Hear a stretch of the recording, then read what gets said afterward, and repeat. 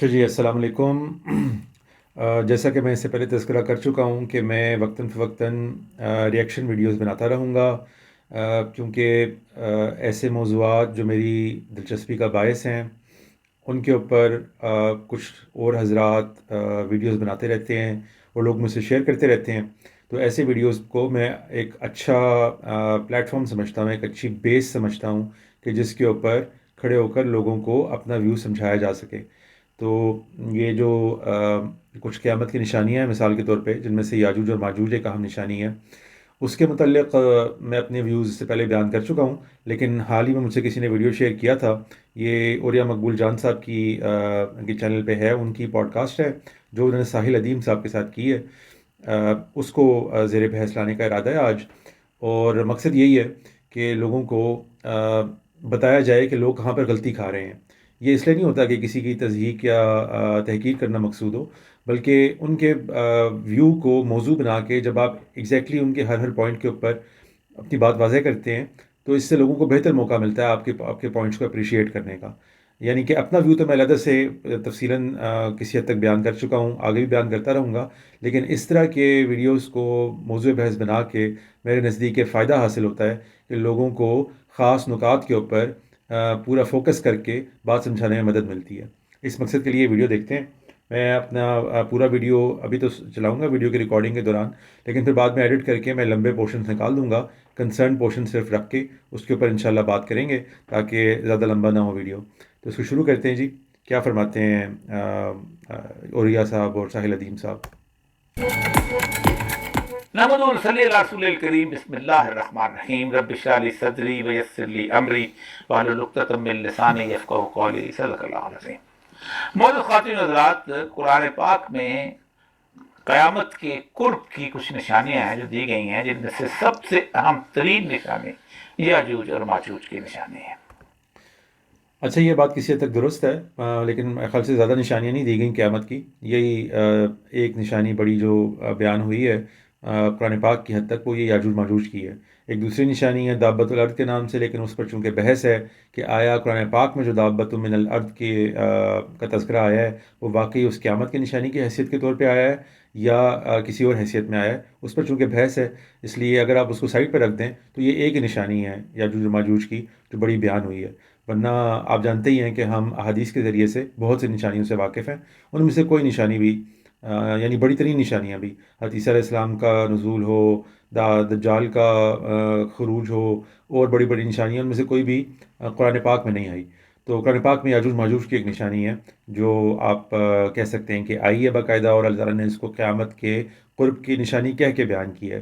اس کے دو مقامات ہیں قرآن پاک پہ، آئی ایم شور ویڈیو آگے چلے گا تو اس پہ بحث آ جائے گی۔ آگے چلتے ہیں۔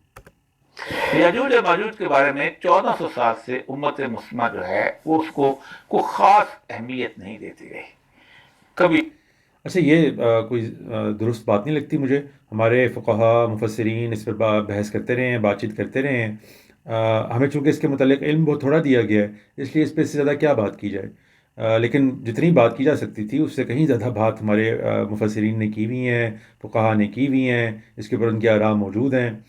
اس کے علاوہ چونکہ ہم جانتے ہیں کہ یہ کوئی ہمارے پاس ہی نہیں، یہود و نصارہ کے پاس بھی یہ پیشن گوئی موجود ہے، تو ان کے اوپر بھی لمبی لمبی لٹریچر لکھے گئے ہیں، پوری پوری بحثیں موجود ہیں۔ اس لیے یہ تو میرے خیال سے درست بات نہیں لگتی کہ اس پر بات چیت نہیں ہوئی، بات چیت ہوتی رہی ہے۔ کبھی کسی حوالے سے کوئی گفتگو ہو گئی، کبھی کسی کے حوالے سے کوئی گفتگو ہو گئی، ویسے بھی ہم نے قرب قیامت کے بارے میں کچھ زیادہ نہ سوچا نہ کہا۔ یہ بھی بات صحیح نہیں ہے، بلکہ ایک رننگ جوک ہے ابراہمک ریلیجنز کے اندر کہ ہر کوئی اپنے دور کو آخری دور ہی سمجھتا رہا ہے، اس لیے قرب قیامت پر تو بات چیت بہت ساری ہوتی رہی ہے۔ یعنی حضرت عیسیٰ علیہ السلام کے اوپر بھی آپ ان کے کریٹیکل اسکالرس کو دیکھیں تو ان کی بڑی ترین اعتراض یہی ہوتا ہے کہ وہ کہتے ہیں کہ جی یہ ایک کریٹیکل اسکالرس کی بات کر رہا ہوں، کریٹیکل کرسچن اسکالرس کی، کہ وہ کہتے ہیں کہ جی حضرت عیسیٰ علیہ السلام کو ایسا لگتا تھا ان کے نزدیک کہ جیسے بس قیامت آنے والی ہے، تو اور ان کے آگے حواریوں کو بھی ایسے ہی لگتا تھا۔ تو یہ تو ایک آپ سمجھ لیں کہ ابراہمک ریلیجنس کا فیچر رہا ہے ہمیشہ سے کہ ہر آنے والا گروہ سمجھتا تھا کہ بس ہمارا دور آخری دور ہے، یہ ہمیں نہایت قرب قیامت کے قریب ہے، اس لیے قرب قیامت پہ تو بات ہوتی رہی ہے۔ I don't know what he is referring to. جدید دور کے اندر کچھ لوگوں نے اس کے بارے میں گفتگو کرنا شروع کی، جن میں سے عمران حسین صاحب انہوں نے خاص طور پہ ماڈرن ویسٹرن سویلائزیشن کو یعنی جدید تہذیب مغرب کو یاجوج اور ماجوج کا نعم البدل یا نعم البدل نہیں وہی کہا انہوں نے. اچھا یہ بات بھی ٹھیک ہے، یعنی کہ آپ کہہ سکتے ہیں کہ اس دور میں گفتگو کا آغاز تو ہوا ہے نہ چلے، تو وہ آغاز بیسیکلی آغاز نہیں ہے، بلکہ حقیقت یہ ہے کہ آپ کہیں کہ سائنٹیفک انداز میں اس کی گفتگو کا آغاز ہوا ہے. اس سے پہلے چونکہ سائنس اس طریقے سے ابھی تک ظہور پذیر نہیں ہوئی تھی جس طرح اس دور میں اس نے ایجادات اور ڈسکوریز کے ذریعے سے بہت سی چیزیں ممکن بنا دی ہیں. اس لیے یہ کہہ سکتے ہیں کہ ایک نئے زاویے سے اس کے اوپر بحث اسٹارٹ ہوئی ہے. تو یہ بات تو درست ہے، لیکن اس پہ بحث پہلے بھی ہوتی رہی ہے. اچھا، عمران حسین صاحب کی میں واقف ہوں اس سے ریسرچ سے. میں اس ریسرچ پہ زیادہ بات اس لیے نہیں کرنا چاہتا کہ ایک تو پروگرام اس پہ نہیں ہے، دوسرا یہ کہ اس کا تذکرہ اگر بیچ میں کہیں آئے گا تو میں اپنا کامنٹ دے دوں گا. مختصراً یہ کہ عمران صاحب نے اپنا آغاز ہی چونکہ تحقیق کا ایک نہایت فلمزی گراؤنڈ سے کیا ہے. وہ جس آیت کو انہوں نے ساتھ میں لایا ہے اور جس طریقے سے اس آیت کو پرسیو کیا ہے وہ درست نہیں لگتی. وہ بلکہ بالکل ہی یعنی کہ زبان کے اصولوں کے مطابق بھی ٹھیک نہیں ٹھہرتی. اس لیے جب ایسی کوئی غلطی کر دیتا ہے کوئی اسکالر تو پھر میرے پاس اتنا ٹائم نہیں ہوتا کہ میں پھر ہر قسم کی ریسرچ کو اور تحقیقات کو موضوع بناتا رہوں. وہ مجھے اٹریکٹ نہیں کر پاتی. اس لیے ان کی ریسرچ پہ میں نے کوئی بہت لمبا چوڑا کام نہیں کیا. بس میں نے اپنے کچھ ویوز بنا لیے ہیں اس کے بارے میں. اگر آپ لوگوں کو انٹرسٹ ہے تو کوئی کمنٹس میں مجھے بتا دے گا تو میں چلے اس پہ بھی کوئی گفتگو کر دوں گا. ورنہ عمران حسین صاحب نے چونکہ اس کو ویسٹرن سویلائزیشن سے متعلق مانا ہے یاجوج ماجوج کو، اور جو اس کی انیشیشن ہے اس کو اسرائیل اور یہودیوں کی آباد کاری سے متعلق مانا ہے. اس لیے وہ بالکل ہی میرے نزدیک تو یعنی کہ صائب نہیں ہو سکی وہ ریسرچ. اس لیے اس کو میں زیادہ اہمیت نہیں دوں گا فی الحال. بعد میں دیکھتے ہیں، کبھی موقع لگا تو انشاءاللہ اسے بات کریں گے. اس طرح مختلف سیکولر لبرل جو تھے انہوں نے یاجوج ماجوج کے بارے میں کچھ اور باتیں کی، جس میں غامدی صاحب نے کہا کہ اصل میں اب تیسرے حضرت نوح کے بیٹے جو ہیں ان کا دور آ گیا ہے، اب یہ انہی کا دور ہے، تو یہی یاجوج اور ماجوج ہیں. اچھا، یہ آئی ڈونٹ اپریشیٹ دس کہ جو انہوں نے کہا کہ سیکولر اور لبرل کے ساتھ لنک کر کے غامدی صاحب نہ سیکولر ہیں نہ لبرل ہیں. وہ قرآن پاک کی تعبیر کرتے ہیں، دین کی تعبیر کرتے ہیں جو ان کو درست لگتا ہے اس کے حساب سے. ہاں، یہ اس طرح کے الزامات ان پہ لگتے رہتے ہیں، تو لیکن یہ ایک دقیق طریقہ تھا ان کو اس بریکٹ میں ڈالنے کا. اس لیے میں نے اس سے چاہا کہ اس کو ایڈریس کر لوں. ہاں، ان کی جو تحقیق ہے وہ سب سے زیادہ حقیقت کے اس لیے قریب ہے کیونکہ اگر آپ کا بالکل ہی طلسماتی سا ذہن نہیں ہے، جو میجیکل قسم کی فینٹیسی لینڈ میں رہتے ہیں وہ لوگ، تو صاف پتہ چلتا ہے کہ قرآن پاک میں جو اللہ تعالیٰ نے اس طرح کے ہنٹس ڈراپ کیے ہیں، کسی کا نام بتایا ہے، کسی نبی کا تذکرہ کیا ہے، کسی اور مخلوق کا تذکرہ کیا ہے، تو اس کے ساری کی ساری ڈیٹیل آپ جا کے بائبل میں دیکھ سکتے ہیں. تو یاجوج ماجوج جو ہیں وہ جانی پہچانی شخصیات ہیں بائبل کی حد تک. نوح علیہ السلام کے بیٹوں میں یافس جو تیسرے بیٹے تھے ان کی آگے اولاد ہے جس میں ایک بیٹا جوج ہیں. تو ہاں، وہاں پہ ماجوج کا نام نہیں آتا، لیکن وہ آگے جا کے آ جاتا ہے دوسرے انبیاء کی کتب میں، جیسے مثلاً حزقیل نبی کی کتابوں میں آ جاتا ہے. تو وہ تو جانی مانی شخصیات ہیں، وہی ہیں. اب یہ آگے اس کا اطلاق ہے کہ اس کو کس پر اطلاق کرنا ہے. تو میں غامدی صاحب کے اطلاق کو بالکل درست سمجھتا ہوں. یہ وہی اقوام ہے جو یعنی کہ ایشیائی کوچک اور اس کے اوپر جا کر جس کو ہم آج یورپ سے تعبیر کرتے ہیں ان علاقوں میں جا کے آباد ہوئیں. اور بائبل کے اندر یہ آخری کتاب جو ہے نیو ٹیسٹمنٹ کی ریویلیشن، اس کے اینڈ پہ یہ بات موجود ہے کہ وہ نبی صلی اللہ علیہ وسلم کی حکومت کے 1000 سال کے بعد ظہور پذیر ہوں گے. اس لیے غامدی صاحب کی اوپینین جو ہے وہ کوئی تھن آئس پہ نہیں کھڑی ہوئی، بڑی مستحکم بنیادوں پہ کھڑی ہوئی ہے. اس کو اچھے طریقے سے لوگوں کو فوکس کر کے سوچنا چاہیے، سمجھنا چاہیے. تو ان کی اوپینین کا تذکرہ بھی درست آیا، بڑی اہم اوپینین ہے ان کی، میں اسی کو درست سمجھتا ہوں. اگرچہ اس میں میری تفصیل میں تھوڑی سی ڈفرینس آ جاتا ہے آگے جا کے، لیکن وہ یہ پروگرام آگے بڑھتا ہے تو انشاءاللہ اس کو موضوع بناتے ہیں. اسی طرح اور ہمارے ٹریڈیشنل علماء جن میں سے مولانا انور شاہ کاشمیری اور دوسرے جو تھے وہ انہوں نے بھی اس پہ گفتگو کی. لیکن علامہ اقبال نے 1924 سے 25 میں ایک شعر لکھا تھا قرآن پاک کی سورہ انبیاء کی ایک تفسیر کرتے ہوئے کہ کھل گئے یاجوج اور ماجوج کے لشکر تمام، چشم مسلم دیکھ لے تفسیر حرف ینسلو. جی، تو دیکھیں Allama Iqbal was also on to the same thing. وہ بھی یہی دیکھ رہے تھے. یورپ کی جو ساری ظہور ہے اور دنیا پر جو ان کی حکومت ہے اسی کو غالباً تعبیر کر رہے ہیں وہ اس میں. تو وہ بھی یعنی کہ ٹھیک جگہ پہ پہنچے ہیں، ایسے ہی ہے. اور یہ میں نے بتایا کہ یہ کوئی بڑا سیکرٹ نہیں تھا، یہ صرف اسٹڈی کرنے کی ضرورت ہوتی ہے آپ کو. اس میں کوئی جو ہے نا وہ میجیکل قسم کی حقیقتیں نہیں چھپی ہوئی ہوتی، بلکہ سمپلی ایک اللہ تعالیٰ کا ٹریک ریکارڈ ہوتا ہے ایک بات کو بیان کرنے کا، جس کو اللہ تعالیٰ کسی جگہ پر ایک ہنٹ کی صورت میں ریفر کر دیتے ہیں. تو وہ آپ کو تفصیل بائبل میں مل جاتی ہے. لیکن آج میرے پاس ایک ایسی شخصیت ہے کہ جنہوں نے اس سارے معاملات کو ایک اور نقطہ نظر سے، ایک سائنٹیفک نقطہ نظر سے، اس زمین کی وسعتوں کو دیکھتے ہوئے، آسمانوں کی وسعتوں کو دیکھتے ہوئے، اور جو سائنس کی ترقی ہو رہی ہے اور اس ترقی کے اندر جس طرح کی چیزیں کھل رہی ہیں اور انسان کی بے بسی کا ہر روز اظہار ہوتا ہے. یعنی روز جو دنیا وسعت کرتی ہے، جو ہم ایک اور دنیا طرف جاتے ہیں، ہمیں اندازہ ہوتا ہے کہ ہم تو ہماری اوقات ہی کوئی نہیں ہے. ہم تو حالت ہماری یہ ہے کہ ہم تو مکھی جتنی بھی ہماری آنکھ نہیں ہے اور کتے جتنا بھی ہمارا سونگنے کا علم نہیں ہے، اور دعوے ہمارے بہت زیادہ ہیں. لیکن انہوں نے بہت کمال سے، اور میں خود بھی ان کا خوش یقین ہوں اس معاملے کے اندر اور سمجھنا چاہتا ہوں. آج ہمارے ساتھ موجود ہیں جناب ساحل عظیم صاحب. السلام علیکم. وعلیکم السلام ورحمۃ اللہ. سر یہ جو اچھا چلیں ٹھیک ہے، دیکھتے ہیں جی. تعریف تو بہت کر دی ہے کہ انہوں نے بہت سائنٹیفک طریقے سے ان چیزوں کو بیان کر دی ہے. Let's hair it. کیا ہے وہ جی سائنٹیفک طریقہ؟ عمران حسین صاحب نے وہ حرام اللہ قریۃ ہلکنا جی انہم لا یرجعون، کہ ہم نے بستی کو ہلاک کر دیا اور اس بستی کو ہلاک کرنے کے بعد واپس نہیں آئیں گے جب تک کہ حتیٰ اذا فتحت یاجوج وماجوج، اب یاجوج ماجوج کو کھول دیں گے. انہوں نے ان کی ایک ہسٹوریکل انٹرپریٹیشن کی ہے. اچھا. انہوں نے یہ کہا ہے کہ یہ بستی یروشلم کی ہے، اور اس بستی کے اندر یہ 1920 کے ارد گرد پہلا ایلیا آیا ہے، 16 سے شروع ہو گئے. اب یہ واپس آ گئے ہیں. اب جب واپس آ گئے ہیں تو اس کا مطلب یہ ہے کہ یاجوج اور ماجوج کھل گئے ہیں. اور اگر کھل گئے ہیں تو کہتے ہیں وہ کہاں پھر انہوں نے تلاش کرنے کی کوشش کی، اور تلاش کرنے کو انہوں نے اشکنازی جیوز کا ایک تصور دیا کہ وہ چونکہ جیوز ہو گئے تھے، کنورٹ ہو گئے تھے، اور وہ پھر رومن کیتھلک ساتھ مل کے انہوں نے ایک جدید تہذیب مغرب کو جنم دیا، اور وہ بھی 1920 میں ہوئی. کیا آپ بالکل مختلف اس سے نظریہ دیتے ہیں. اچھا جی، پہلے ان کے نظریے پہ چلنے سے پہلے ذرا عمران حسین صاحب کے نظریے کو دیکھ لیتے ہیں. بیسیکلی یہ جن آیات کا حوالہ دے رہے ہیں ذرا ان آیات پہ ایک نظر ڈال لیتے ہیں. یہ غالباً سورہ انبیاء ہے، جس میں ایک سورہ انبیاء میں ہے، ایک سورہ کہف میں ہے. سورہ انبیاء کے مقام کو پہلے دیکھ لیتے ہیں ذرا.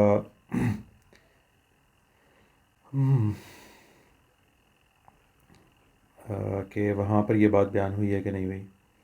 اچھا ہاں جی، یہ آیت نمبر 95 ہے جو ابھی انہوں نے کوٹ کی ہے، یہی عمران حسین صاحب نے بھی کوٹ کی ہے. بیسیکلی اعوذ باللہ من الشیطان الرجیم، بسم اللہ الرحمن الرحیم. وحرام علی قریۃ اہلکناها انہم لا یرجعون حتی اذا فتحت یاجوج وماجوج وهم من کل حدب ینسلون واقترب الوعد الحق فإذا هي شاخصة أبصار الذين كفروا يا ويلنا قد كنا في غفلة من هذا بل كنا ظالمين. اچھا تو آپ دیکھ سکتے ہیں کہ انہوں نے بیسیکلی اس کو جو کنیکٹ کیا ہے نا، وہ حرام علی قریۃ اہلکناها انہم لا یرجعون، ایک تو اس آیت کو انہوں نے جو متصور کیا ہے ان کا وہ یہ ہے کہ جی یہاں پر علی قریۃ سے مراد کوئی خاص بستی ہے. تو خاص بستی کے لیے ایک تو القریہ آنا چاہیے تھا، قریہ نہیں آنا چاہیے تھا. چلیں عربی زبان میں اس طرح کے قواعد بھی موجود ہیں جس میں نکرہ سے بھی آپ کوئی بستی مراد لے لیتے ہیں، لیکن کوئی کانٹیکسٹ تو ہونا چاہیے نا. وہ کانٹیکسٹ کہاں ہے یہاں پر؟ تو اللہ تعالیٰ بیسیکلی پوری صورت اگر آپ پڑھ جائیں تو تمام جو پچھلی اقوام گزری ہیں ان کا تذکرہ چل رہا ہے. اور اللہ تعالیٰ فرماتے ہیں کہ جس بستی کے لیے بھی ہم ہلاکت کا فیصلہ کر دیتے ہیں وہ پھر دین حق کی طرف واپس پلٹ کے نہیں آتے. یہ موضوع ہے، یہ شروع سے ڈسکس ہو رہا ہے اس صورت کے. تو قرآن پاک کی صورتوں کے اندر ہوتا یہ ہے کہ اینڈ کے قریب نا دوبارہ سے اس ٹاپک سے، یعنی کہ ہوتا یہ ہے کہ سٹارٹ میں اللہ تعالیٰ اپنی وہ بات کر دیتے ہیں جس کو اللہ تعالیٰ ڈسکس کرنا چاہ رہے ہوتے ہیں، پھر بیچ میں تھوڑا سا اللہ تعالیٰ ڈائگریس کرتے ہیں ایک پورا کیس بلڈ کرنے کے لیے، پھر اینڈ پہ دوبارہ وہی بات کی طرف پلٹ آتے ہیں جہاں سے آغاز کیا ہوتا ہے، اور معلوم پڑتا ہے کہ درمیان کا سارا جو چیزیں ڈسکس کی تھیں وہ ایکچولی اب ان دونوں پوائنٹس کو ملانے میں انتہائی معاون ہو گئی ہیں. آپ کو بات سمجھ کر، یعنی جو شروع میں جو کمنٹ دیا ہوتا ہے وہ بڑا ایسا لگتا ہے کہ اچانک سے آ گیا ہے، آپ اس کو شاید اس طریقے سے حل نہیں کر پاتے، یا اس طریقے سے اپریشیٹ نہیں کر پاتے. حل تو خیر کر پاتے ہیں، اپریشیٹ نہیں کر پاتے. لیکن جب اینڈ میں وہ بات آتی ہے تمام درمیان کی ڈسکشن کے بعد، تو آپ پھر اپریشیٹ کر پاتے ہیں کہ اچھا یہ کیا بات ہو رہی تھی، سمجھ آ گئی. تو ادھر بھی اس کو عود الی البد کا بدا کا مفہوم کہتے ہیں، یعنی کہ ترکیب سے تعبیر کرتے ہیں کہ اینڈ پہ دوبارہ پلٹ جاتا ہے موضوع شروع والے موضوع کی طرف. یہاں پہ وہ ہو رہا ہے. شروع والا موضوع بھی میں ذرا آپ لوگوں کو دکھا دوں اسی صورت کا. تو یہ صورت دیکھیں شروع کہاں سے ہوئی ہے. بسم اللہ الرحمن الرحیم. اقترب للناس حسابهم وهم في غفلة معرضون. یعنی کہ بیسیکلی اللہ تعالیٰ آغاز یہاں سے کر رہے ہیں کہ لوگوں کے لیے ان کی حساب کا وقت قریب آ گیا اور وہ غفلت میں پڑے ہوئے ہیں. ما یأتیہم من ذکر من ربہم محدث الا استمعوہ وهم یلعبون. میں ہر آیت کے ترجمہ نہیں کرتا جاتا، لیکن آپ دیکھ لیجیے گا اس کا، ان سب چیزوں کا ترجمہ، اس لیے کہ یہاں پر یہ میں اس آیت پہ جانا چاہتا ہوں جو زیادہ اہم ہے. ورنہ اس کا ترجمہ یہی بنتا ہے کہ ان کے پاس کوئی بھی اس طرح کی یاد دہانی نہیں آتی اپنے رب کی طرف سے، کوئی نئی یاد دہانی نہیں آتی سوائے اس کے کہ وہ اس کو سنتے ہیں بڑے غور سے اور پھر جو ہے وہ کھیل کود میں پڑ جاتے ہیں. لاہیۃ قلوبهم واسر النجوى الذين ظلموا هل هذا الا بشر مثلكم افتأتون السحر وانتم تبصرون. قال ربي يعلم القول في السماء والأرض وهو السميع العليم بل هو قال أضغاث أحلام بل افتراه بل هو شاعر فليأتنا بآية كما أرسل الأولون ما آمنت قبلهم من قرية أهلكناها. اب یہ دیکھیں یہ وہی بات آ گئی. ما آمنت قبلهم من قرية أهلكناها أفهم يؤمنون. اب اللہ تعالیٰ بنیادی طور پہ ان قریش مکہ کو ڈرانا چاہ رہے ہیں اور کہہ رہے ہیں کہ ما آمنت من قبلهم من قرية أهلكناها، کہ ہم نے جب کبھی بھی اس سے پہلے کسی بستی کے کو ہلاک کرنے کا فیصلہ کیا. اچھا یہاں پر اس طرح کے جو الفاظ آتے ہیں نا عربی زبان کے اندر، یہ اکثر فعل جو آتا ہے وہ فعل کے مختلف فیزز کے لیے آ جاتا ہے. یعنی بعض اوقات فعل آ جاتا ہے فیصلہ فعل کے معاملے میں، یعنی ہم نے فیصلہ کر لیا ہوتا ہے جس کو ہلاک کرنے کا. یہاں بھی اسی مفہوم میں افہم یؤمنون. یہاں پر تو نہیں، آگے جا کے آتا ہے. یعنی کہ یہاں پہ یہ بتانا چاہ رہے ہیں اللہ تعالیٰ کہ جب بھی ہم کسی بستی کو ہلاک کرتے ہیں، ہلاک کرنے کا فیصلہ کرتے ہیں، تو یا جن کو ہم نے ہلاک کیا ماضی میں، تو وہ تو ایمان نہیں لائے، وہ تو نہیں پلٹے نا، تبھی جا کے اللہ تعالیٰ نے ان کو ہلاک کیا. تو کیا یہ ایمان لے آئیں گے؟ وما ارسلنا قبلک الا رجالا نوحی. اور پھر دوسری جتنے موضوعات ہیں، یعنی کہ 2-3 موضوعات ڈسکس ہو رہے ہیں کہ نبی صلی اللہ علیہ وسلم پر اعتراض ہے کہ ایک بشر کے اوپر کیوں یہ نازل ہو گیا ہے. پھر یہ ہے کہ نبی صلی اللہ علیہ وسلم کو دلاسا دیا جا رہا ہے کہ ہم رسولوں کے ساتھ کیا کرتے رہے ہیں اس سے پہلے، کیسے ان کو فاتح کرتے رہے ہیں. اور اسی طریقے سے ان لوگوں کو بتایا جا رہا ہے کہ بھئی قیامت اچانک آتی ہے، انتہائی قریب آ گئی ہے اور تم لوگ ان چیزوں میں پڑے ہوئے ہو. یہ موضوع اس سے آغاز ہوا تھا، تو اینڈ پہ دوبارہ جا کے وہی موضوع پلٹ آیا ہے. اللہ تعالیٰ نے جو بات کرنی تھی وہ کر لی ہے، اب اسی موضوع کی طرف پلٹ آئے ہیں اس آیت سے. وَحَرَامٌ عَلَىٰ قَرْيَةٍ أَهْلَكْنَاهَا أَنَّهُمْ لَا يَرْجِعُونَ، کہ ہم جس بستی کے متعلق فیصلہ کر لیتے ہیں کہ اب اس کو ہلاک کرنا ہے، تو پھر وہ پلٹ کر نہیں آتے. یعنی نبی صلی اللہ علیہ وسلم کو یہ بتایا جا رہا ہے کہ اب یہ قریش مکہ کے سردار جو ہیں یہ اب نہیں پلٹیں گے، ان کے متعلق فیصلہ ہو چکا ہے. حتیٰ اذا فتحت یاجوج و ماجوج وهم من کل حدب ینسلون. یہاں تک کہ یاجوج اور ماجوج جب کھل جائیں گے، وهم من کل، اور تم دیکھو گے ہر چڑھائی سے ان کو تمہیں اترتے ہوئے نظر آئیں گے. واقترب الوعد الحق فاذا هي شاخصة. یعنی بنیادی طور پر اللہ تعالیٰ نقشہ کھینچ رہے ہیں قیامت کا کہ انہوں نے قیامت پہ اعتراض کیا نا کہ وہ کب آئے گی، اور قیامت کو کھیل تماشا بنانے کی کوشش میں لگے ہوئے ہیں. کہہ رہے ہیں کہ قیامت نے آنا ہے، ضرور آنا ہے، انتہائی قریب آ گئی ہے، لیکن اس سے پہلے یہ واقعہ ہونا ہے کہ یاجوج ماجوج کے یہ سارا کھلیں گے اور اس طریقے سے آئیں گے، اور پھر جو ہے انتہائی قیامت کا وقت قریب آ جائے گا. یہ بات ہو رہی تھی. اس میں اس آیت کو پچھلے والی آیت کو انہوں نے ملا دیا ہے اس اگلے والے حصے سے، حتیٰ اذا فتحت یاجوج و ماجوج. یہاں پر ان سے غلطی ہوئی ہے، اس کو تفصیل سے کسی اور موقع پہ بحث میں لے آئیں گے، لیکن اصل میں اس کا مفہوم نہایت واضح ہے کہ ان کو یہ بتایا جا رہا ہے کہ یہ سب کچھ ہونے والا ہے اب، یعنی قریب آ گئی ہے قیامت، اور قیامت سے پہلے یہ واقعہ ہونا ہے، اور آگے جا کے پھر کیا ہونا ہے قیامت کے دن، اس کا نقشہ اس کی اگلی آیتوں میں کھینچا گیا ہے کہ کیسے تمہیں اور تمہارے سارے معبودوں کو ساتھ جو ہے وہ جہنم میں ڈال دیا جائے گا، کیا کیا کچھ کیا جائے گا. تو خالی اس کے وقت کا تعین کرنے کے لیے یاجوج و ماجوج کا تذکرہ کر دیا گیا. یہاں پر حرام علی قریۃ نہیں، کسی بھی بستی کا ذکر ہو رہا ہے، یعنی کوئی بھی بستی ایسی نہیں ہے کہ جس کے لیے اللہ تعالیٰ نے فیصلہ کر لیا ہو ہلاکت کا کہ وہ پلٹ کر آئیں. یہ ایک ہسٹوریکل فیکٹ جو اللہ تعالیٰ نے پیچھے پورا اسٹیبلش کیا صورت کے اندر، اس کو تتمہ کی ایک آیت ہے یہاں پر کہ جس میں اس ساری کو سمرائز کر دیا گیا ہے کہ آپ دیکھ چکے ہیں کہ جن قوموں کے متعلق ہم نے فیصلہ کر لیا کہ اب اس کی ہلاکت کا وقت آ گیا ہے، تو بس پھر وہ پلٹ کر نہیں آتے. یہ بات ہو رہی تھی. اس کو کھینچ کے اسرائیل کے اوپر، ایلیا کے اوپر چسپاں کرنا، پھر وہاں سے پوری ایک فلسفہ برآمد کرنا، یہ بالکل ایکڈیمیکلی ساؤنڈ نہیں ہے. اس لیے میں نے فرمایا تھا، اس لیے میں نے عرض کیا تھا کہ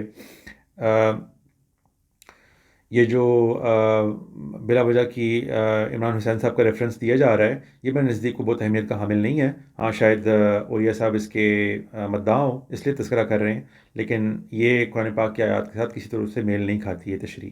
آگے چلتے ہیں.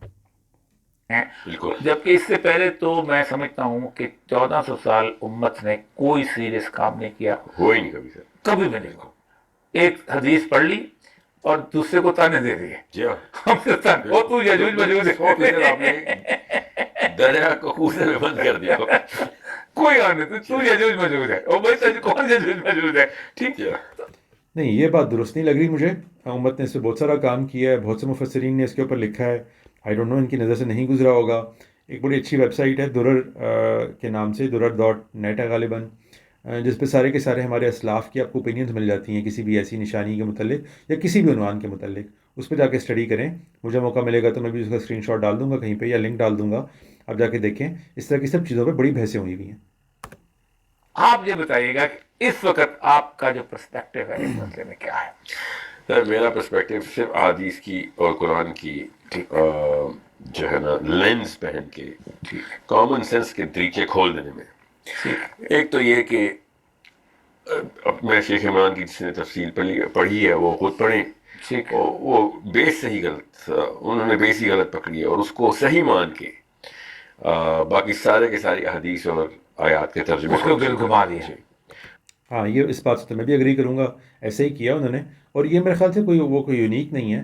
جب بھی مجھے کسی اور کو، کسی بھی تھنکر کو جب غلطی لگتی ہے تو ایسے ہی لگتی ہے. کوئی ایک جگہ پہ آپ غلطی کھا جاتے ہیں، بعض اوقات بیس میں کھا جاتے ہیں، اور پھر آگے کی ساری چیزیں آپ کو الائن ہوتی نظر آ جاتی ہیں. تو یہ ایک ہیومن کنڈیشن کا معاملہ ہے، یہ کوئی کسی کی تخفیف نہیں ہے. ایسا ہی ہوا ہے. انہوں نے جن آیتوں کے اوپر اس کی بنیاد رکھی ہے وہ بنیاد ہی درست نہیں ہے. تو اس سے تو میں اگری کروں گا. اگر آپ کی بیس غلط ہوگی تو مفروضہ نمبر ہائپوتھسس نمبر 1 ہی ٹرو نہیں ہے تو باقی سارا کچھ غلط. وہ مفروضہ نمبر چاہے وہ صحیح لگ رہا ہے، وہ صحیح لگ رہے ہوتے ہیں، لگ تو رہے، وہ لاجیکل وہ جو اڑاتے ہیں اس سے لگتے تھے. اور بھی بڑے مسائل ہیں، جیسے دجال کو انگلینڈ میں لے کے جانا اور تمیم الداری کی کشتی کو نارتھ کا سفر کروانا، میڈیٹرینین پورا کراس کرانے کے بعد اٹلانٹک کراس کرانا، بیچ میں سے نہر سویز بھی نکال لینا. ہاں جی ہاں، بالکل بالکل بالکل صحیح کہا. اچھا، یہ میرے علم میں نہیں ہے. میں نے تفصیل سے ان کی کوئی جو ہے وہ نہیں پڑھی تحقیق. بڑی لمبی سے ان کا ڈاکیومنٹ ہے، اور میرا طریقہ یہ ہے کہ مجھے جب تک اٹریکٹ نہیں ہوتا کسی چیز کی طرف، مجھے انٹرسٹنگ نہیں لگتی، تو میرے پاس اتنا ٹائم نہیں ہے کہ میں ان چیزوں کو دے سکوں. اچھا، انہوں نے اگر یہ بھی فرمایا ہے تو یہ بڑا انٹرسٹنگ ہوگا. موقع لگے گا تو انشاءاللہ پڑھیں گے. تو یہ ایک ایسا معاملہ ہے جو کہ، اور البینین جیوز کے اندر سے آپ نے یاجوج ماجوج نکالنا. اس سے تو بہتر کچھ پتہ نہیں کون سے ایک اسکالر نے کہا تھا چائنیز یاجوج ماجوج ہے. جی، ڈاکٹر سراج صاحب بھی کہتے تھے میں چائنیز. احمد رفیق صاحب نے بھی یہ کہا شاید. احمد رفیق صاحب، احمد رفیق تو تصوف کے اس پہ وہ کشف کے صورتحال میں لے کے جاتے تھے. ڈاکٹر صاحب کہتے میرا اندازہ ہے، وہ بھی اندازہ کہتے تھے. بہت ہی غلط اندازہ. جی اچھا، غلط اندازہ تو ایسے ہو گیا جس سے سمجھ آ گئی ہے، یعنی کہ اللہ تعالیٰ نے اشارہ کر کے بتا دیا یہ ہیں جی یاجوج ماجوج. ہمیں کیا پتا ان کا اندازہ درست ہے کسی اور کا درست ہے، اپنے اپنے اطلاقات ہیں. تو دیکھیں، یاجوج ماجوج کو انہیں قوموں میں سے کسی قوم نہیں ہونا ہے نا. یہ بائبل کی باقاعدہ ایک قوم ہے، ایک نبی کی اولاد کی آگے اولاد ہے. تو ہونا تو انہیں قوموں میں سے کوئی کسی قوم نہیں ہے. تو کسی نے ایک طرف اشارہ کر دیا، کسی نے دوسری طرف اشارہ کر دیا. بات یہ کو دلائل کیا دے رہے ہیں اس کے لیے. تو سب سے کبھی دلائل جو ہیں وہ یہی ہیں، غامدی صاحب کے ہی ہیں. اس پہ کوئی گفتگو کرنا چاہتا ہے تو کر لے، ورنہ ہم دلائل سارے کے سارے غامدی صاحب نے بھی اکٹھے کر دیے ہیں. میں بھی وقتاً فوقتاً اکٹھے کرتا رہتا ہوں. یہ سب مغربی اقوام، جو آج مغربی اقوام کہتے ہیں، یہ یاجوج ماجوج سے ملی جلی ہیں. یعنی اختلاط کے باعث اب ان کے درمیان تفریق پاسبل نہیں رہی. تو اس لیے اب یہ سب کے سب یاجوج ماجوج کی کیٹیگری کے اندر آگے ہوئے ہیں. اور ان کا بریک آؤٹ جو ہے وہ ریولیشن، بک آف ریولیشن میں بڑا کلیئرلی دیا ہوا تھا کہ نبی صلی اللہ علیہ وسلم کے 1000 سال کے بعد ہوگا. اور آپ دیکھ لیں 1500-1600 عیسوی سے کن کا بریک آؤٹ ہوا ہے، وہ انہی کا بریک آؤٹ ہوا ہے. تو یہ دیکھا جا سکتا ہے، اور اس کو بائبل سے اگر آگے موقع چلے گا تو ہم ڈسکس کر لیں گے. لنک کر کے بتایا جا سکتا ہے کہ یہ یاجوج ماجوج لوگ ہیں. اس میں چائنیز ہوں یا جاپانیز ہوں یا رشینز ہوں یا یوکرینینز ہوں یا یہ جتنے بھی ایشیائی کوچک کے، اور اوپر اگر آپ چلے جائیں تو یہ کوکیشس کے علاقے کے جتنے بھی لوگ ہیں یہ سب اس کیٹیگری میں آتے تھے. اس لیے یہ سارے کے سارے ہی براڈ کیٹیگری میں یاجوج ماجوج ہیں. ہاں جب کسی اسپیسیفک موقع پہ اللہ تعالیٰ نے کسی چیز کا تذکرہ کیا ہے جن کو اب آگے زیر بحث لائیں گے، تو یاجوج ماجوج میں سے کسی خاص قوم کا تذکرہ چل رہا ہوتا ہے. وہ بھی یاجوج ماجوج ہی ہوتے ہیں لیکن ان کا تذکرہ ہو جاتا ہے ایک خاص حیثیت میں. اس سے مراد سارے کے سارے یاجوج ماجوج نہیں ہوتے، ان میں کا ایک گروہ ہوتا ہے. تو یہ خیر بات آگے چلتی ہے تو دیکھ لیتے ہیں، لیکن مجھے یہ کانفیڈنس ابھی آگے چلتے ہیں دیکھ لیتے ہیں. سمجھ نہیں آ رہا کہ ان کو کیوں لگتا ہے کہ نہیں وہ سارے کے سارے غلط تھے. چلیں دیکھتے ہیں. وہاں کوئی بات نہیں، دیکھو بس آپ کو اندازہ ہو سکتا ہے، بالکل. وہی تو نہیں ہو سکتے نا کسی سے. تو اس کے پیچھے اتنا سینسیبل اور قرآن پاک کی بیس، احادیث کی بیس کے اوپر بیٹھ کے آپ اپنی سینس لگائیں تو آپ کو پتہ چل جاتا ہے کہ ہمیں جس طریقے سے دین کے تصورات ہماری نفسیات کے اندر منعکس کیے گئے ہیں وہاں پہ ہم غلط ہوتے ہیں. ہمیں سب سے پہلے تو اپنے آپ کو اوپن کرنا پڑے گا کہ اللہ تعالیٰ نے، میں آپ کو مثال دیتا ہوں، ارض ایک لفظ ہے جس کا اردو میں ترجمہ ہی غلط کرتے ہیں قرآن کا ایک سینٹرل لفظ ہے ارض، اور اردو میں اس کا مطلب ہے زمین. حالانکہ اللہ عز و جل اس پلانٹ کو دنیا کے نام سے بلاتے ہیں، ٹھیک ہے، اور کہتے ہیں کہ مزین السماء الدنیا، کہ ستاروں کو ہم نے مزین کیا اس دنیا کے آسمان کے اندر. اللہ تعالیٰ نے اس پلانٹ کو زمین کہہ دیا، مگر ہم نے نہیں، ہم نے اس پلانٹ کو دنیا کہہ دی، ہم نے اس کو زمین بولا. یہ زبان کے کون سے کرتب دکھائے جا رہے ہیں میری سمجھ سے بالکل باہر ہے. دیکھیں میں عام طور پہ سمجھتا ہوں کہ میں خود چونکہ سائنس بیک گراؤنڈ کا ہوں اور مجھے بڑا وقت لگا ہے قرآن پاک کی زبان کو اپریشیٹ کرنے کا، بلکہ قرآن پاک کی زبان کیا، لٹریری زبان کوئی بھی ہو اس کو اپریشیٹ کرنے کا. سائنس کے اسٹوڈنٹس کا آرٹس کے اسٹوڈنٹ سے یہ بہت بڑا گیپ ہوتا ہے.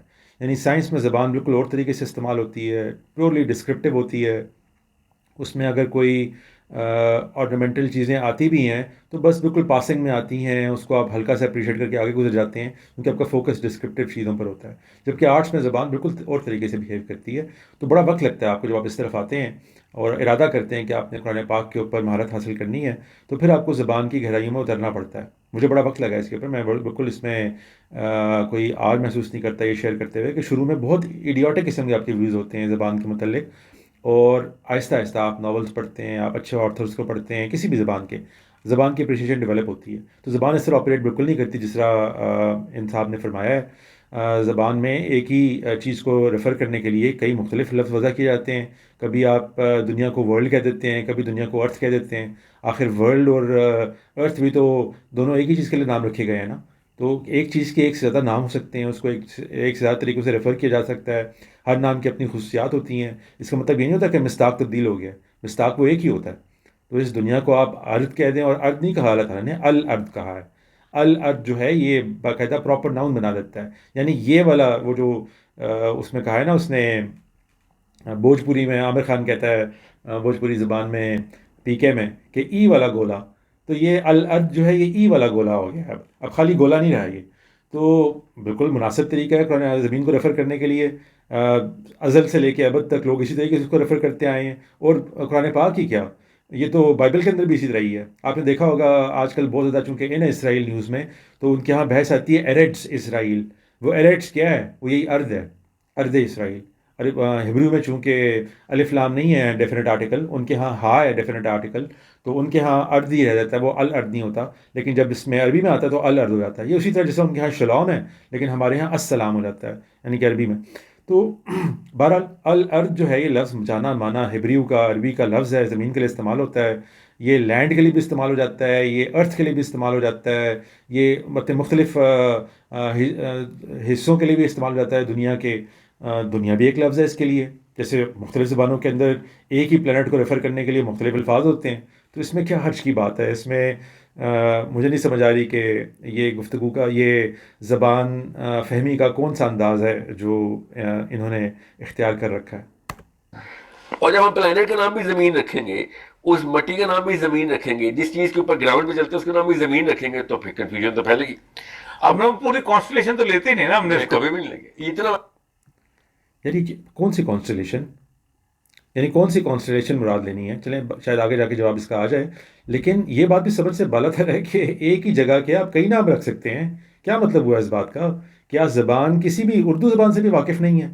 کیا ہم ایک ہی چیز کے متعدد نام نہیں رکھتے مختلف زاویوں سے؟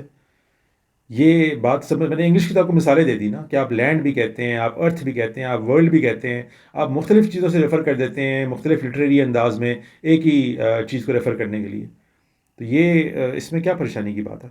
میں آپ کو ایک چھوٹا ٹیسٹ دوں جو کیمرے میں دیکھ رہے ہیں کہ میں اگر چاند پہ چلا جاؤں تو یہاں پہ کھڑے ہو کے ہم اس کو چاند ہی بولتے ہیں، مگر میں اور آپ چاند پہ کھڑے ہوئے ہوں گے تو آپ کو آپ اور میں اردو میں اتنے ہم بہکا دیے گئے ہیں کہ میں یہ کہوں گا کہ اور صاحب زمین سے ذرا ایک قدم اوپر اٹھائیے گا، حالانکہ وہ چاند ہوگا، وہ زمین نہیں ہوگی، اور زمین وہ ہوگی جو کہ ہمیں نظر آ رہی ہوگی آسمان میں. اور چاند ہمیں کہاں نظر آتا ہے؟ آسمان میں نظر آتا ہے. ہمیں چاند اپنے کنویں کے اندر تو نہیں نظر آتا نا، ہمیں آسمان میں نظر آ رہا ہے. تو اوپر کی جگہ چاند ہے، مگر جب میں چاند پہ جاؤں گا تو اوپر کی جگہ کیا ہوگی؟ زمین ہوگی. ہمیں زمین جو پلانٹ ارتھ ہے وہ ہمیں آسمان میں نظر آئے گا. سو میں آپ کو ایک اور مثال دیتا ہوں کیونکہ اس کو اچھا، I don't know where he is going with this. تو چلیں آگے چلتے ہیں، کیونکہ ہمارے ٹاپک سے براہ راست متعلق نہیں ہے، اس لیے اس کی میں بہت زیادہ کھوج نہیں لگانا چاہتا. لیکن ان کے پورا زبان دانی کا پورا بیس ہی غلط ہے. یہ بنیادی طور پہ دو مختلف باتیں کر رہے ہیں. یعنی کسی بھی جگہ کے لینڈ کو بھی آپ زمین کے لفظ سے تعبیر کر سکتے ہیں، تو بالکل کر سکتے ہیں. کیا آپ اس کرۂ ارض کو، زمین جس کو ہم کہتے ہیں، اس کو بھی زمین کے لفظ سے تعبیر کر سکتے ہیں؟ تو بالکل کر سکتے ہیں. یہ تو موقع و محل متعین کرتا ہے نا کہ اس موقع پہ آپ کس زمین کی بات کر رہے ہیں. یہ جو حصہ ہے زمین جس پر آپ ایک قدم ہے اس ٹائم پہ، اس کو ریفر کر رہے ہیں، یہ پورا کرۂ ارض کو ریفر کر رہے ہیں. یہ ہم انسان اپنی زبان کی حیثیت میں اچھے طریقے سے جانتے ہیں کہ جب ایک چیز کو ریفر کریں گے تو کیسے اس کے لیے سارے کے سارے سیاق و سباق لے آئیں گے، اور ایک دوسری چیز کو ریفر کریں گے تو کیسے اس کو ریفر کر لیں گے. دونوں چیزیں ریفر ہو سکتی ہیں اس سے. تو اس لیے اس پہ زیادہ بات نہیں کرتے، آگے چلتے ہیں. مورفولوجی بولتے ہیں جو کہ بہت ہی آسان سا علم ہے، میتھمیٹکس کا علم ہے، کہ ایک ڈیٹا سیٹ دوسرے ڈیٹا سیٹ میں کنورٹ ایسے نہیں ہو جاتا، وہ اپنا پورا کا پورا مورفوسس شو کرواتا ہے. بالکل ٹھیک. سو جب صالح علیہ السلام کی اونٹنی، ایک ڈیمانڈ ایسی آئی تھی کہ جو عجیب و غریب قسم کی باتیں کرتے تھے، مذاق اڑانا چاہ رہے تھے کہ اس اونٹنی کا قد ایسا ہو، اس میں اس کی کوہان ایسی ہو، اس کی دم ایسی ہو، اس کے پیر ایسے ہو، اتنا دودھ دیتی ہو، جو بھی انہوں نے جو ہوا میں لگا سکتے تھے کر دیا. تو بہت ہی آسان تھا اللہ عز و جل کے لیے کہ یہ شو کرتے کہ معجزہ دکھانے کی طاقت ہی اصل میں معجزہ ہے، باقی کی چیزیں تو ہم ابھی کر کے دکھا ہی دیں گے تمہیں. تو تمہارے سامنے بھی اونٹنی ایسے کر کے سامنے آ جائے گا باہر سے. نہیں بغیر پہاڑ کے، اچھا ایسے کر کے ہوا سے میں نے اونٹنی لے کے آنی ہے. واہ. یہ ہونا تھا اصل میں جو کہ ہمارا ذہن ڈیمانڈ کرتا ہے، معجزہ ایسے ہونا یہاں فوراً ایسے لے کے. مگر اللہ عز و جل نے حضرت صالح کے تھرو ایسے ہوا سے اونٹنی نہیں پیدا کروائی. اللہ تعالیٰ نے پہاڑ کو، پتھر کو پھاڑ کے اس میں سے اونٹنی پروسیس کے تھرو نکالی. واہ. اچھا، سمجھ آگے کیا عرض کرنا چاہ رہے ہیں. دیکھیں، ایک ایکیڈمک کا یا کسی بھی محقق کا یہ کام نہیں ہوتا کہ اس کو تاریخ نے جو بھی رتب و یابس ہینڈ ڈاؤن کیا ہو اس کو آپ من و عن قبول کر لیں، اپنی تحقیق کیا کریں. یہ کسی صحیح روایت میں نہیں آیا. حضرت صالح علیہ السلام کی اونٹنی کے متعلق یہ باتیں تو آپ کو تفاسیر میں لکھی مل جائیں گی، تفاسیر میں لکھی ملیں گی، اچھی مستند حدیثی کتابوں میں کبھی لکھی نہیں ملیں گی. تو وہ تفسیری روایات کے طور پہ آ گئی ہیں. وہ اس لیے ہوا کہ جب اس کو ایک اونٹنی کو آیت کہہ دیا گیا، اللہ تعالیٰ کی نشانی کہہ دیا گیا، تو اب آگے جو ہے نا جو لوگ زیادہ غور کرنے کے وہ نہیں ہوتے، وہ اس کوشش میں لگ جاتے ہیں کہ معلوم کیا جائے کہ اس کو کیوں آیت کہا گیا.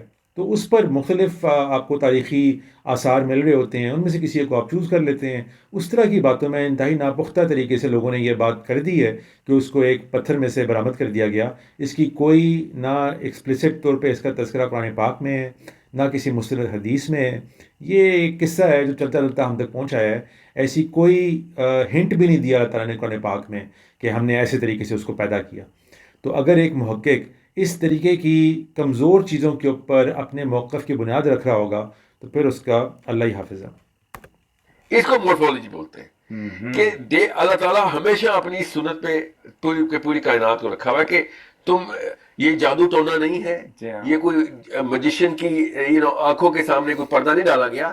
یہ پورا کا پورا پروسیس یہ کائنات ہے جی جیسے laws of physics which are ایسے نہیں ہے کہ اچانک اوپر سے گرا دوں پہاڑ کے اندر سے. بالکل. اب یہ مورفولوجی جو ہے نا یہ اللہ تعالیٰ کے نبی صلی اللہ علیہ وسلم نے معراج کی حدیث کے اندر بھی. اچھا یہ مجھے بالکل سمجھ نہیں آیا مورفولوجی سے کیا مراد ہے یہاں پہ. وہ چاہے تھن ایئر میں سے اللہ تعالیٰ اونٹنی کو پیدا کر دیں چاہے پہاڑ کے اندر سے برآمد کر دیں, اس میں کون سی فزکس انوالو ہوئی اور کون سا فرق واقع ہوا, بالکل میں نہیں سمجھ سکا. آگے چلتے ہیں. اسی طریقے سے بتائی کہ میں اس سے پہلے کہ معراج کی حدیث پہ آؤں میں ایک اور ٹیسٹ بتاتا ہوں آپ کو. دنیا میں آج تک مجھے کوئی مسلمان نہیں ملا سوائے عرب مسلمانوں کے. یاد رکھیے گا عرب مسلمان ایسے نہیں سوچتا. ہم اتنے انڈونیشین سے ملا میں اتنا ملا کہ میں آپ کو ہم نہیں ٹرین کیا اس کو. پاکستانی انڈین بنگلہ دیش افغانی ایرانی کیونکہ میں رہا ہوں باہر کے ملکوں میں تو میں یہ بڑا بیسک سا ٹیسٹ کرتا ہوں تھا کہ تمہاری سائیکالوجی کیسے اسلام پہ سائیکالوجی کیسے سیٹ کی گئی. تو میں ایک چھوٹا سا ٹیسٹ بتاتا ہوں سب کو. آپ کمرے میں 1 2 3 4 5 6 بندے بیٹھے ہوئے. آج تک ہم نے یہ سوچا نہیں مگر سمجھ لیں صحیح سوچا تو ابھی سوچ لیں گے میرے سوال کے بعد. مگر آپ کے ذہن میں وہ تصویر نہیں بن سکے گی کیونکہ آپ کے اوپر وہ ایک خاص اینگل سے اسلام پہنچایا گیا تھا کہ آدم علیہ السلام کو جنت کے ایک عدن میں باغ میں اللہ تعالیٰ نے بنایا اور دنیا میں بھیج دیا. تو آپ کے ذہن میں وہ کیا تصویر بنتی ہے کہ آدم علیہ السلام دنیا میں کیسے آئے تھے. What was the process. اچھا کیا مطلب پروسیس ہمیں اللہ تعالیٰ نے بتا دیا ہے. ہم ایسی چیزوں کے پیچھے کیوں پڑیں جس کے بارے میں نہ ہمیں تفصیل ریکوائرڈ ہے نہ ہمیں تفصیل دی گئی ہے. اللہ تعالیٰ نے سے کوئی میکینزم بیان نہیں کیا تو ہم اس بارے میں پڑھیں کیوں. لیکن مجھے پتہ ہے یہ لوگ کہاں سے آتے ہیں جب اس طرح کی باتیں کرتے ہیں. ان کا خیال ہوتا ہے کہ آدم علیہ السلام کو کسی اور آسمان کے اوپر کسی اور جگہ پہ پیدا کیا گیا تھا اور یہاں پر ہارڈ ٹائم آن پلانٹ ارتھ کے لیے ان کو جیسا ہارڈ ٹائم آن پلانٹ ارتھ باقاعدہ پروگرام کا نام ہے, ہمارے چھوٹے ہوتے آیا کرتا تھا. میرے خیال سے ایک اس کا سیزن آیا تھا پھر اس کو کینسل کر دیا گیا تھا, لیکن بہرحال ایک پروگرام تھا اس میں اس کو پنشمنٹ کے لیے پلانٹ ارتھ پہ اتارا جاتا ہے ایک دوسرے مقام سے. تو اس طرح کی کوئی تصویر غالباً ہمارے ذہنوں میں چل رہی ہوتی ہے جس کی کوئی وجہ نہیں ہے. یہ کوئی ایسی چیز نہیں ہے جو یہ صحابی فرما رہے ہیں, یہ ہمارے ہاں ازل سے چلی آ رہی ہے انٹرپریٹیشن. اس لیے اس پر تو میں زیادہ ان پر اعتراض نہیں کروں گا. سب یہ کرتے رہے ہیں, ایون ابراہمک ریلیجنس والے بھی یہ کرتے رہے ہیں, جوز اینڈ کرسچنز بھی, کہ یہ بات کہیں اور پیش آ رہی تھی آسمانوں کے اندر, گارڈن آف ایڈن تھا وہاں سے یہاں پر اتارا گیا. اصل میں قرآن پاک میں کمال یہ ہوا ہے کہ اللہ تعالیٰ نے لفظوں کو بھی محفوظ کر دیا ہے, الفاظ کو بھی محفوظ کر دیا.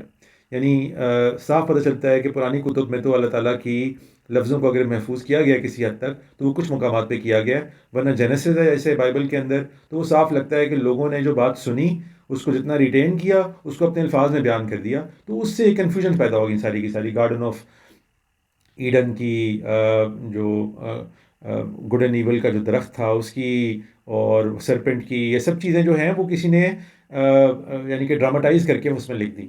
وہ باتیں حقیقت ہیں لیکن ان الفاظ میں نہیں ہیں جو الفاظ میں بیان ہوئی ہیں, تو اس سے ہی کنفیوژن پیدا ہوئی ان کے ہاں. تو ہمارے ہاں تو ایگزیکٹ الفاظ موجود ہیں, ان کو آپ پڑھ کے غامدی صاحب نے بڑے اچھے طریقے سے ان کو بیان کر دیا. اب تو کوئی بھی اپنے چشمے سر سے اس کا مطالعہ کر سکتا ہے, آرام سے اس کو دیکھ سکتا ہے کہ وہ یہیں زمین کا ایک مقام ہوتا ہے, یہیں پر ان کو پیدا کیا گیا ہے. آخر زمین کی مٹی منگوائی گئی ہے نا, تو زمین کی مٹی کیوں منگوائی گئی ہے؟ اگر ادھر نہ ہمیں اس دنیا کے لیے پیدا کیا گیا ہے نہ ہم نے اس دنیا میں تھے ہم انیشلی, تو زمین کی مٹی سے کیا مراد تھی پھر؟ تو یہیں کی مٹی سے پیدا کیا گیا ہے, یہیں پہ رکھا گیا تھا کسی اونچے باغ نما مقام کے اوپر جہاں پر ایک یعنی کہ ماڈریٹ سا ٹراپیکل سا ویدر تھا, وہاں پہ رکھا گیا تھا. وہاں سے بعد میں نیچے اتر جانے کے لیے کہا گیا. تو یہ اس طرح کا کوئی واقعہ نہیں پیش آیا کہ جس میں ہم یہ امیجن کرنے کے اوپر مجبور ہوں کہ آخر ایک دوسری کائنات سے اس کائنات میں ٹرانسفر کا کیا میکینزم اڈاپٹ کیا گیا ہوگا. میرے لیے یہ چیزیں تھوڑی سی آئی ایم سوری فنی ہو جاتی ہیں, اس لیے دس از ناٹ از جائب in anyway at this guy. یہ اپنی فہم سی چیزوں کو بیان کر رہے ہیں, لیکن چونکہ بنیاد میں وہی غلطی موجود ہے جو ازل سے چلی آ رہی ہے ہمارے ہاں, جس کو جو ہمارے ہاں ٹریڈیشن میں کوئی بڑی غلطی سے نہیں شمار ہوتی کہ اس سے اس طرح کے پھر نتائج نہیں نکالے جاتے نا جس طرح کہ یہ صاحب نکال رہے ہیں. اس لیے اتنا بڑا مسئلہ نہیں بنتا وہ. لیکن اب جب آپ اس بحث میں پڑھیں گے کہ اچھا وہ کیا میکینزم تھا, تو پھر تو یہ مسئلہ بن جائے گا نا کہ بھائی وہ کوئی اور مقام تھا ہی نہیں, ادھر ہی ہوا ہے جو کچھ بھی ہوا ہے. اتنا سوال ہے جو ہم سب مسلمان ٹرین ہی نہیں ہوئے. ہم ہمیشہ یہ کرتے ہیں اللہ نے یہ کر دیا، اللہ نے کر دیا، ہاں کیسے کیا؟ آپ کے ذہن میں کچھ تصویر ہوگی تو وہ ایسے ہی ہوا جیسے کہ میں نے بھی کہا تھا کہ ایسے کریں گے تو آدم علیہ السلام ادھر آ جائیں گے، تو آدم علیہ السلام اچانک آنکھ کھلی تو دنیا میں پائے گئے اکارڈنگ ٹو آدم علیہ پھینک السلام. دیے گئے، جب ہمارے مولوی کہتے بھی ہیں جی ہاں تو اچانک دیکھا اپنے ارد گرد. جی بالکل. بلکہ اقبال نے جو پوری نظم لکھ دی ہے، سر اقبال کھول آنکھ زمین دیکھ، فلک دیکھ، فلک دیکھ، مشرق سے ابھرتے ہوئے سورج، پورے ایز اف کہ پہلے ان کو سلایا گیا اصحاب کہف کی طرح، جی جی اٹھے تو وہ دنیا میں تھے. ہاں یہ تصویر بننی چاہیے بھائی، یہی بننی چاہیے. مگر ان کے لیے نہیں، ہمارے لیے کیا پروسیس تھا؟ اصحاب کہف کو ہم دیکھتے تو خوف میں آ جاتے. بالکل اللہ تعالیٰ نے دونوں پرسپیکٹو دیے نا. اصحاب کہف نے تو آنکھ کھولی تو 300 سال گزر چکے تھے. باقی کے لوگوں کے لیے نہیں 300 سال گزرے تھے، باقی کے لوگ ان کو کروٹیں بدلتا دیکھ رہے تھے. اصل میں نہیں کسی نے دیکھا، تو اللہ نے ہوتا ہے نا. اگر تم دیکھتے تو خوف سے پیچھے بھاگ جاتے، الٹے پیر بھاگتے، کیونکہ something else was going on. So ادھر آدم علیہ السلام کے ساتھ بھی ایسے ہی ہوا کہ آدم کے کسی غار میں بھیجا گیا ہو، میں ویسے مثال کے طور پر بتا رہا ہوں، یا پھر ان کو سلایا گیا ہو اور ان کو اسی طریقے سے زمین میں اٹھایا گیا ہو جس طریقے سے اصحاب کہف کو 300 سال بعد اٹھایا گیا. مگر اصحاب کہف نے اپنی فزیکل لوکیشن چینج نہیں کی، ٹھیک وہی رہے، جدھر تھے ادھر ہی تھے. آدم علیہ السلام نے 7 آسمان کراس کیے. ٹھیک. So something was going on کہ آدم علیہ السلام اپنی فزیکل بینگ 7 آسمان کا سفر بغیر کسی ہوائی جہاز کے ٹریول کر رہے ہیں، بغیر اسپیس شٹل کے. یہ والا پورا کا پورا سفر ہمارے ذہن میں بچپن میں کیوں ڈالا گیا کہ آدم علیہ السلام زمین پہ آئے کیسے تھے؟